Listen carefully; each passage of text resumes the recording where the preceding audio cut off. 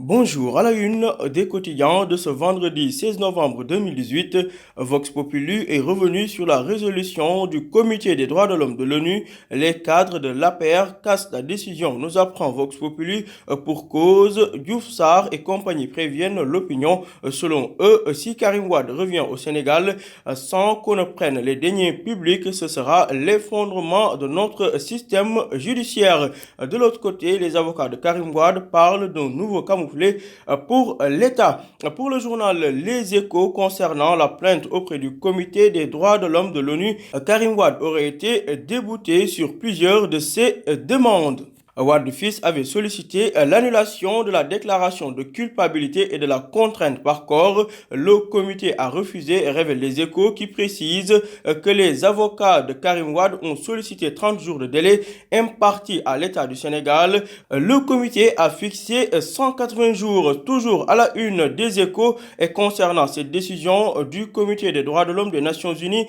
Diouf Sarr dément Maître Amadou Sall et charge Karim Wade.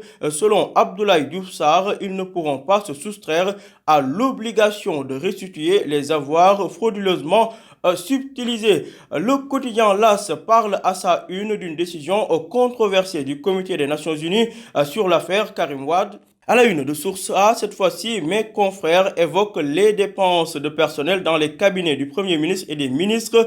John et ses ministres coûtent 700 milliards de francs CFA par an à l'État du Sénégal, révèle Source A, qui fait état d'une vingtaine de gardes du corps pour le Premier ministre, sans compter les agents chargés de veiller sur son bâtiment. À cela s'ajoute la rémunération du conseiller de cabinet ou de chargé de mission qui s'élève à près d'1 million de francs CFA brut mensuel. Chez le Premier ministre, cette somme monte jusqu'à 2 à 3 millions pour les chargés de mission et autres, sans oublier les 318 chauffeurs répartis entre le secteur de la justice, la santé, le ministère de l'Agriculture, du Travail et des Affaires étrangères, nous dit Source A. Le journal Source A qui n'a pas manqué d'évoquer à sa une la tentative en catimini de rattacher l'ARTP au ministère des Télécommunications, colère noire de Macky Sall et des experts juridiques de la Banque mondiale. À la une de Libération, cette fois-ci, l'ARTP arrête l'importation et la commercialisation des décodeurs TNT par la multinationale chinoise StarTimes. Le journal Libération parle d'un scandale de StarTimes qui a été débusqué.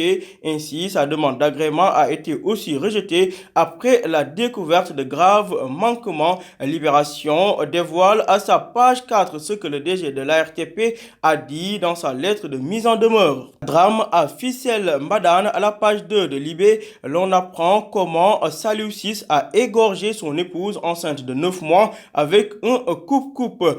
Dans sa parution du jour, l'Observateur est également revenu sur ce meurtre à Ficelle Mbadane. L'histoire de l'homme qui a égorgé son épouse enceinte de 9 mois est racontée. L'Obs précise qu'il s'agit d'un professeur de SVT qui a été exempté de cours cette année à cause de ces crises. L'individu, en effet, souffrirait de troubles mentaux. Maulout 2019, l'Obs sur les traces de Serine Maïsi Abdou, alias Ndiol Fouta. Vox Populi, à sa page 5, nous dit que les travailleurs du pétrole menacent de bloquer le pays. En effet, le syndicat du pétrole et du gaz a déposé un préavis de grève ce vendredi pour manifester et surtout réclamer une dette de plus de 100 milliards de francs CFA que l'État doit à la SAR. Agression d'une dame au pont de l'Émergence, Modoyad et Bassirou John, déférés au parquet. La victime Kouraniaï, auditionnée de son côté par la police.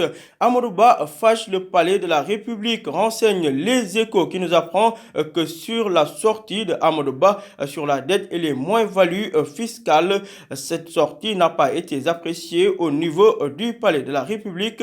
Les détails à lire dans le journal Les Échos. Terminons avec du sport. Stade, le quotidien du sport, revient sur le dernier galop d'entraînement à Banlebo des Lions du Sénégal. Un 3-5-2 avec Nian Nguet en pointe, se précise. Khalidou Koulibaly, Kouyaté et Sané en défense. Gassama et Sabali sur les ailes. Kouyaté, le capitaine des Lions, s'est prononcé. Selon lui, l'objectif est clair. Il s'agira d'aller gagner la CAN 2019. C'est le seul objectif qui compte. À vos journaux et bonne lecture.